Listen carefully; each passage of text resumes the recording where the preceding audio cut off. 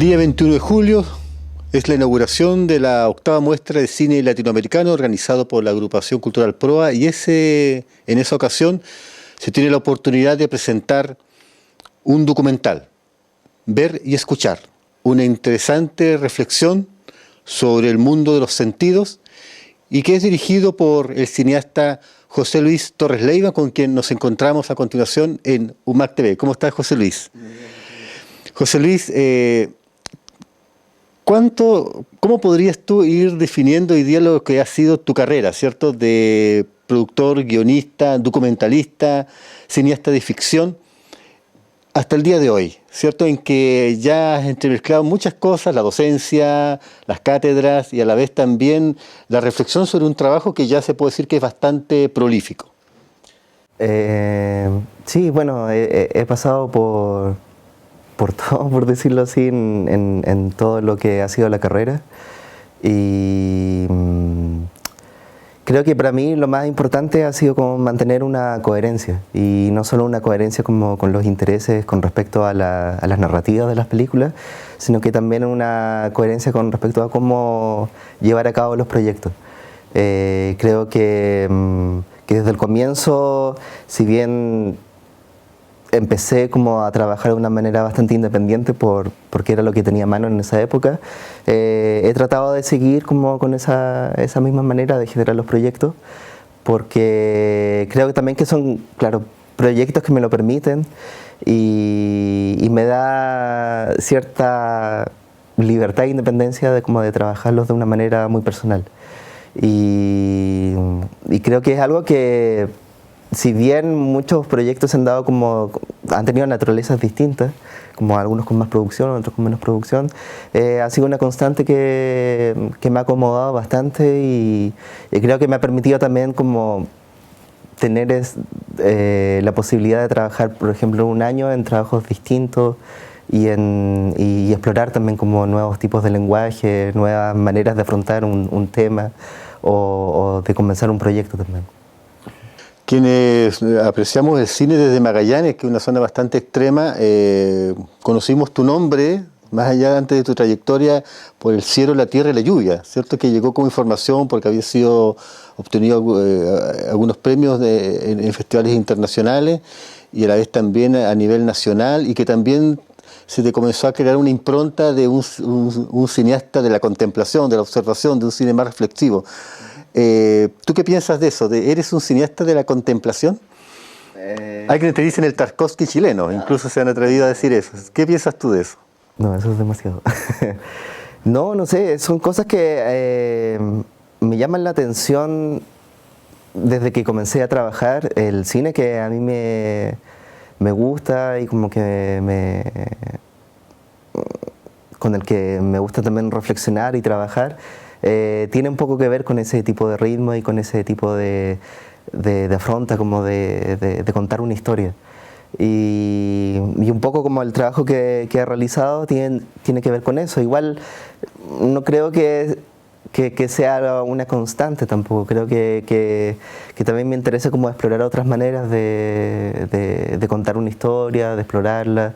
Y por lo mismo yo creo que cada proyecto tiene su propia naturaleza, como que cada vez que comienzo un nuevo proyecto es como un poco replantearse, resetearse como desde cero y tener como según sea el proyecto, como adaptarse también a eso. Ahora, claro, hay algunos intereses en común que tienen que ver como con la contemplación, como con la naturaleza también tiene como un factor muy importante, y cosas que se han cruzado como en todos los trabajos, pero que para mí lo interesante es como plantearme un proyecto siempre de una manera distinta y afrontarlo de una manera distinta. José Luis, ¿tú nos podrías comentar hay alguna semejanza o alguna diferencia en el ámbito de la ficción entre El cielo, la tierra y la lluvia y después lo que fue Verano, que tienen como 3 años de diferencia de realizadas? Sí, semejanza, yo creo que un poco tiene que ver con el tema de la naturaleza, que la naturaleza igual es un centro importante dentro de las dos películas, pero fueron dos proyectos que nacieron de dos maneras muy distintas y con necesidades también muy distintas. Creo que El cielo, la tierra y la lluvia es una película que habla más sobre un tema con respecto a la melancolía, la soledad, como al aislamiento, que eran como los temas que se tocaban en esa película y que era un poco la época también en que escribí ese guión y que realicé, era como algo que me interesaba explorar ahí. Y en verano tiene que ver un poco con las circunstancias como que me rodeaban en esa época, y que tenía que ver mucho como, por ejemplo, con los actores que participaron, que la mayoría son actores que yo ya había trabajado antes y que son amigos de hace mucho tiempo.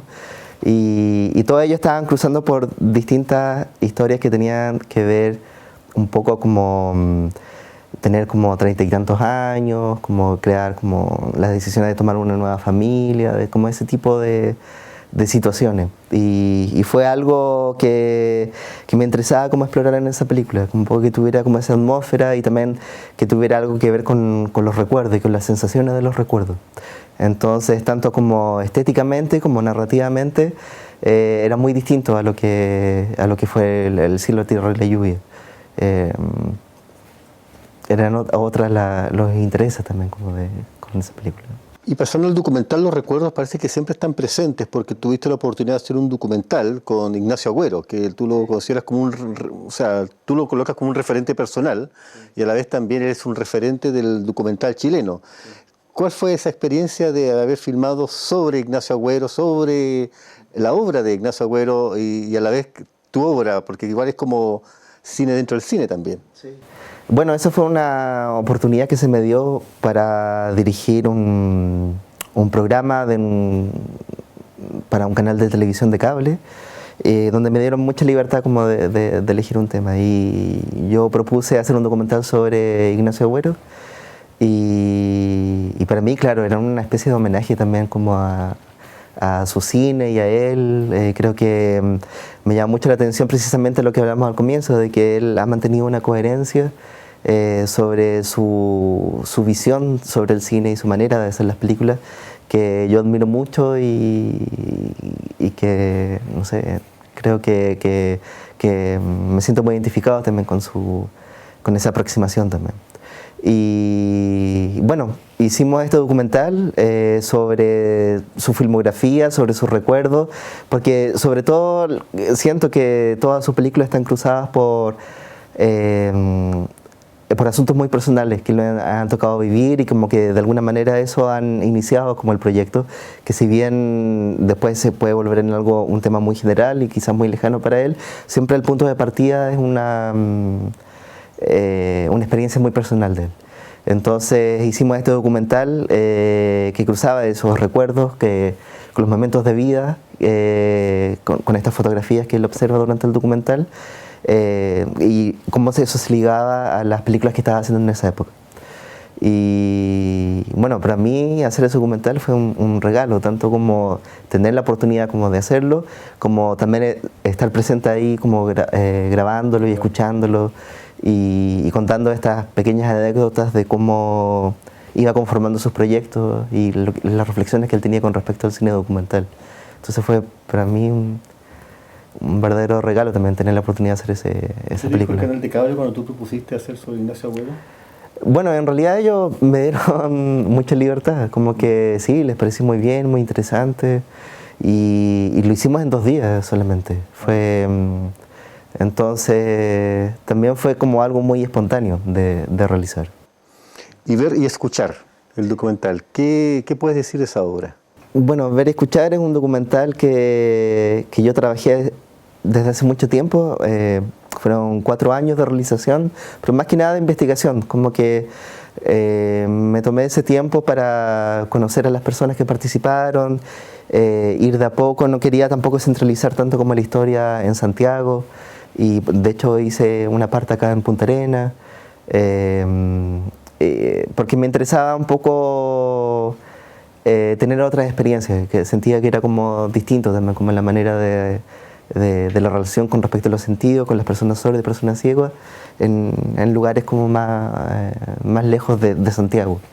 Y para mí, en un comienzo, era una película que comenzó como tratando sobre el tema de las sensaciones y cómo y las percepciones sobre distintos hechos de la vida cotidiana y cómo eran vistos como, por ejemplo, por una persona sorda o escuchados por una persona ciega, y cómo eso se complementaba en distintas conversaciones y encuentros.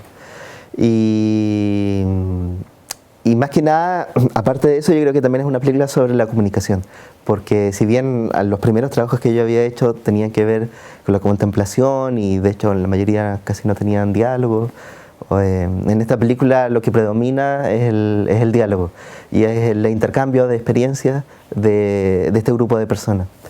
Y fue muy interesante hacerlo, además que para mí también me marcó mucho como experiencia humana, como que era un mundo que yo desconocía, tenía como grandes rasgos de saber como un poco cómo era este mundo y esta cultura, pero el hecho de involucrarme, hice un curso de lenguaje de señas, también estuve en la biblioteca de ciegos, me enseñó como mucho más de ese mundo y mucho más también como de una perspectiva como de vida, como que me cambió un poco al realizar ese documental. Creo que para mí fue muy importante en ese sentido, como al escuchar las experiencias de ellos, sus historias, que todas eran muy distintas, fue una lección también de cómo afrontar la vida, de cómo mirarla bajo otra perspectiva también y entender también esas otras perspectivas. Dos preguntas para finalizar. ¿Tus mayores influencias cinematográficas dónde están? Qué difícil pregunta. Bueno, sí, hablamos acá en Chile, yo vuelvo a Ignacio Agüero, que para mí me marcó mucho siendo estudiante de comunicación audiovisual, y después de tener la posibilidad de conocerlo también me ha seguido como influenciando, y bueno, admiro mucho su obra y él como persona también, y de hecho tengo 2 proyectos ahora donde él está involucrado y ojalá tenga la oportunidad también como de seguir trabajando con él en el futuro, porque para mí es un honor en ese sentido, o sea, me pone muy contento de tener esa posibilidad también. Y otra influencia para mí, el director que en realidad más me marcó y más me ha influenciado un poco con mis intereses con respecto al cine, Robert Bresson, que yo creo que lo que más admiro de su cine es precisamente lo que siempre hablo y siempre subrayo con respecto a lo que debería ser, como hacer cine y comprender el cine, que tiene que ver con la coherencia. Yo creo que Robert Bresson, desde sus primeras películas hasta las últimas, mantuvo una línea impresionante con respecto a lo que él entendía sobre el cine, la manera de afrontar el cine, que era muy personal, y todos los factores como externos que rodean la realización de una película estaban en segundo plano, que muchas veces pasa que eso come a las películas. Y en realidad lo que le interesaba era hablar de lo que él creía que era el cine y la esencia del cine. Y para mí eso encuentro notable, además tener esa coherencia durante toda una filmografía y sacar sus proyectos y tener esa obstinación como de sacar esos proyectos por muy difíciles que fueran. Para mí era como es lo que admiro siempre de ese director. Y lo que admiro también de muchos directores va por ahí, por ese lado también. Y para finalizar, Magallanes como escenario de alguna futura película de ficción, Magallanes como zona de la naturaleza, porque lo has hecho mucho sobre el sur también en tus películas, en tus imágenes. También Magallanes es una imagen. ¿Tienes alguna imagen de Magallanes como imagen fílmica o es algo muy lejano todavía? Sí, bueno, me interesa mucho. Hace poco, bueno, tuve la oportunidad de hacer un documental junto a Tiziana Paniza en la Antártica y bueno, que toma un poco también de estos paisajes, como que se retoma un poco como esa manera como de observación también del documental. Listo, muchas gracias José Luis y muchas gracias a ustedes por esta entrevista a José Luis Torres Leiva, cineasta nacional, uno de los cineastas más interesantes de las últimas décadas en el cine chileno. Muchas gracias.